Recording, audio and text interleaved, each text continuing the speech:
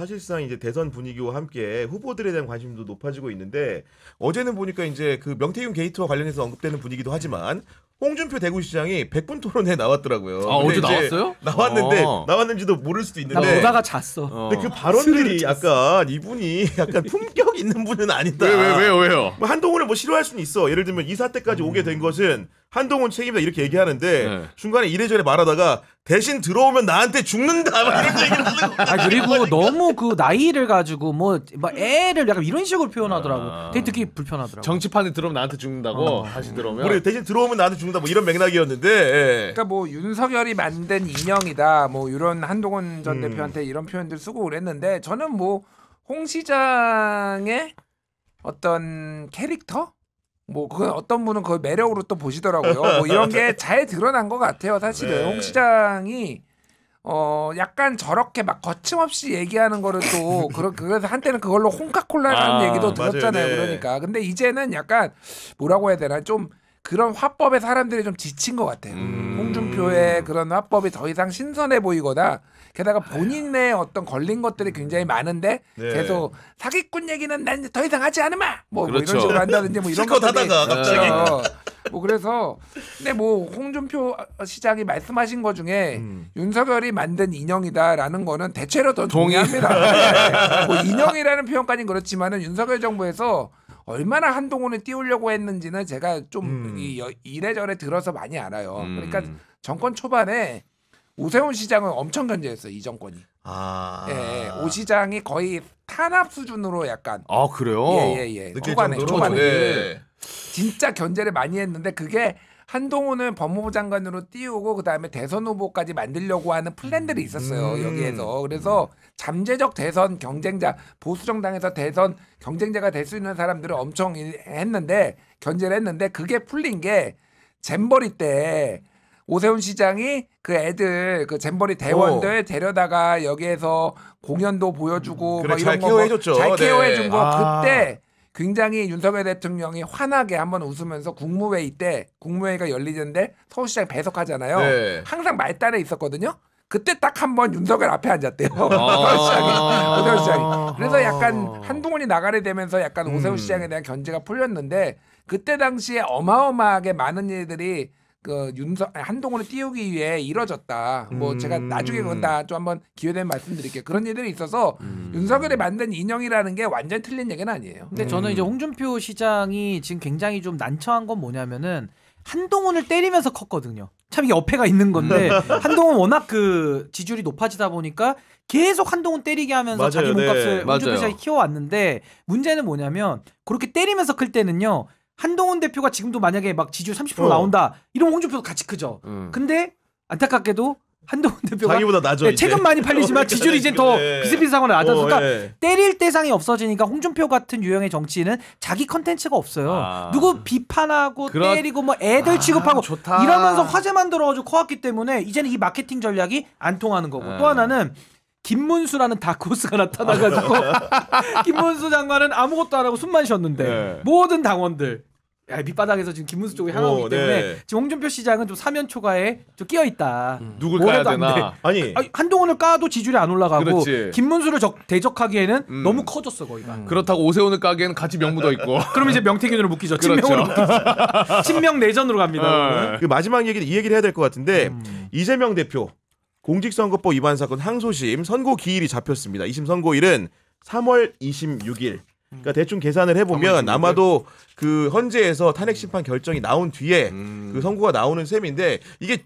조기 대선 국면과 맞물려서 변수가 될까요, 안 될까요? 그러니까 이게 이제 가정법을 쓸 수가 없는데 유죄가 나오느냐 무죄가 나오느냐에 따라서 당연히 다르겠죠. 네. 무죄가 나오면은 그냥 게임 끝이다 전 그렇게 봐요. 그러니까 대선도 거의 끝난다. 그러니까 이재명 대표에 대한 어떤 가장 큰 위협 대통령이 되는데 가장 큰 위협이 당내 경선도 해야 되지만은 그렇죠. 근데 이제 당내 경선도 그러면 무난하게 통과할 테고 제가 좀 전에 듣기로는 만약에 무죄가 나오면은 비명계 선수들 중에서는 출마 안 할 가능성도 있는데 네. 문제는 요게 시점이 대통령이 탄핵이 인용되잖아요. 그게 아마 3월 지금 초중순 될 것 같아요. 그렇죠. 그러니까. 네.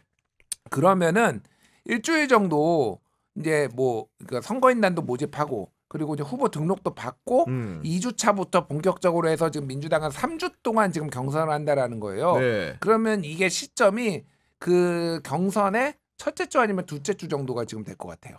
그러니까 비명들이 이제 만약에 이재명의 사법 리스크를 감안을 해서 출마를 하면은 유죄가 나올지 무죄가 나올지 모르는 상태에서 출마를 하게 될 거다 일단은. 예, 그렇게 되면 될 것 같고 만약에 유죄가 나온다. 그러니까 비슷하게 1심과 비슷하게 나온다라고 하면은 어찌됐든 저는 그래도 경선에서 이재명 대표가 이길 거라고 봐요. 중도 뭐 하차를 하거나 그러지 않을 거고 왜냐하면은 대법 확정 판결보다 그렇죠. 대선이 먼저 네, 치러지기 그렇겠죠. 때문에 네. 다만 이게 이제 본선에서는 상당히 국민의힘이나 다른 후보들로부터 공격 소재가 계속 되겠다. 확성기를 킬 거기 때문에 네. 예, 그런 거가 있고 만약에 대통령이 됐을 때는 이제 이 대법원 판결을 그러면은 선고를 하고 그거에 대한 그 형이 유죄라면은 그거를 네. 대통령 끝나고 받을 것이냐 아니면은 아예 임기 중에 문제가 되는 선고조차도 거냐, 네. 선고조차도 미룰 것이냐 뭐 이런 거를 가지고 집권 초반에 좀 시끄러울 수 있겠다. 네. 예, 그런 생각 그러니까 드네요. 보니까 네. 국민의힘 같은 경우는 이미 그런 걸 가지고도 대통령이 되면 안 된다는 식으로 계속 이렇게 설파를 하고 있는 중인 것 같은데 신윤기 대표는 좀 어떻게 보고 있습니까? 근데 저는 이게 공직선거법 사안이라는 게 특징이고요.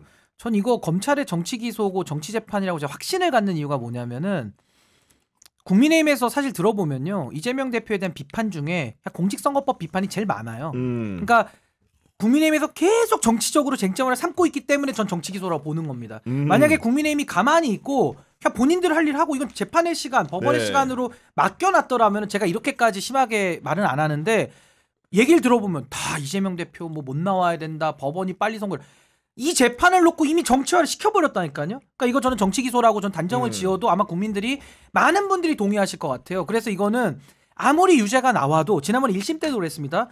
위증교사 때 무죄 나와도 지지율 별로 변동 없고 공직선거법 1년 6개월 그 집행유예 나와도 별로 미동이 없어요. 그러니까 이거 전 국민의힘이 잘못한 대가를 치르고 있다라고 좀 보는 거고요.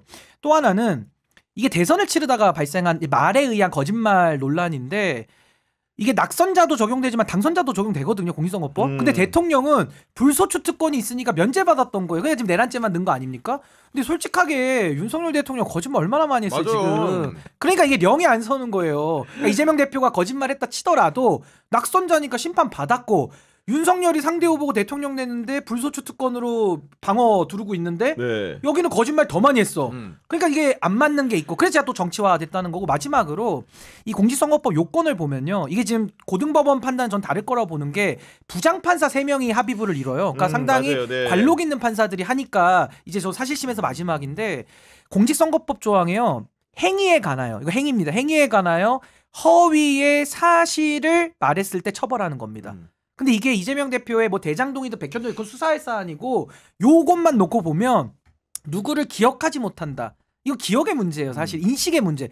그래서 우리가 보통 평론할 때도 이 고소 들어와도 다 면제 안 통하는 이유가 사실을 떠든 게 아니라 내 생각과 내 의견 말하면 주관적 가치 평가여가지고 기사 하나만 보고 내 생각 얘기하면요 다 표현의 자유로 다 처벌 안 받아요. 그리고 실제 진실한 사실이어도 공익성이 추론되면은 위법성 조각사유까지 주거든요. 네. 그러니까 이 정도로 표현의 자유를 보호하고 있는데 정치 안에서는 더 넓게 보장되는 거예요. 원래 정치 안에서는 그래야 말로 전쟁하니까. 네. 그 제가 하고 싶은 얘기는 주관적 외포심이라고 하는 협박 내지는 인식의 문제 이런 걸 가지고 행위에 관한 허위의 사실로 보기가 매우 어렵다는 거예요. 그래서 저는 이게 국민의힘에서 이재명 대표 나오기를 바라지 않는 분들, 그러니까 고사 지내는 분들만 빼면 나머지 법률가들은 이거 가지고서 정치 행보를 끊는다? 말도 안 되는 거고요. 네. 이거 앞으로 선례가 되면 다 정치 권력 잡으면 이렇게 끊어먹을 겁니다. 아니 곽선 씨가 이 얘기 들으면서 굉장히 행복해하면서 아마 오늘 물레동에 기사 붙이고 나올 거예요. 아니 그래서 안전하고 멋있어. 그래서 사실을 얘기하지 마. 의견을 얘기해. 의견을 제 개인적인 생각으로는 항상 붙이려고요.